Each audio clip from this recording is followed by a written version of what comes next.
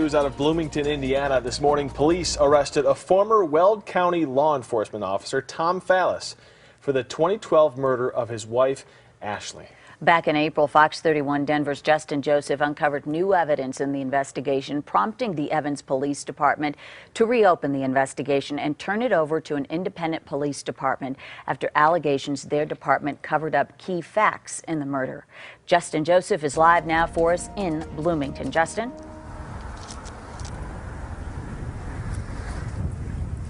Brooke, you know, for Ashley Fallis' family, the Bloomington Police Department here behind me in the Monroe County Jail really does mark the end of a very long chapter and the beginning of another. As you say this morning, Tom Fallis, the 33-year-old former Weld County law enforcement officer, is now in this jail behind me. He was arrested at his home about 1.5 miles from here without incident. Police brought him here this morning after they arrested him. Sources tell me that a grand jury convened last week for the better part of 3 days, hearing dozens of witnesses, hours of testimony, and really hearing about what exactly police believe happened that night.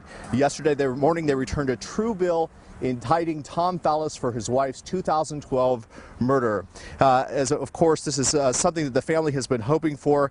Ashley Fallis, her husband Tom, and her 3 children were celebrating New Year's Eve in 2011 around midnight. Those at the party tell me Tom Fallis got very angry and kicked everyone out of the house.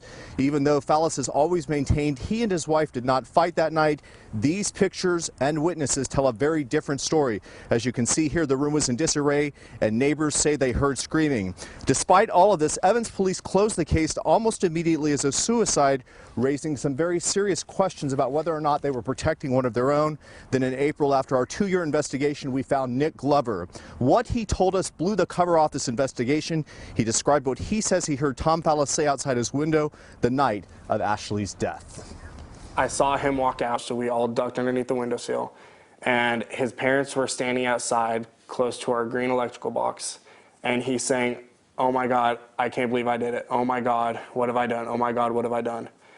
He said that 3 or 4 times, and then his parents kind of hushly said, "What? What are you saying?" And I remember I heard him distinctly say, "I shot her."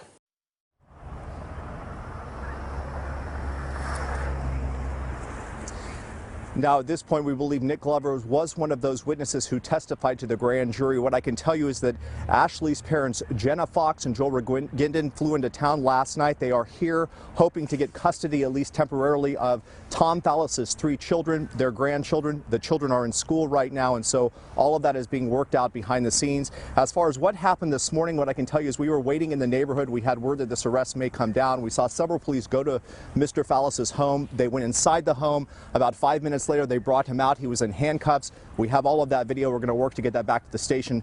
But again, a 3-year journey for the Fallis family comes to an end. Tom Fallis arrested for his wife's 2012 murder here in Bloomington, Indiana. Reporting live from Bloomington, Justin Joseph, Fox 31 Denver. Good day, Colorado.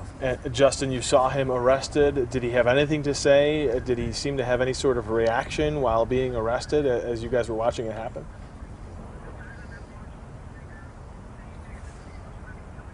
I can tell you he had no reaction whatsoever. I was able to get close enough to him to be able to ask him some questions. I asked him if he had any reaction to his arrest.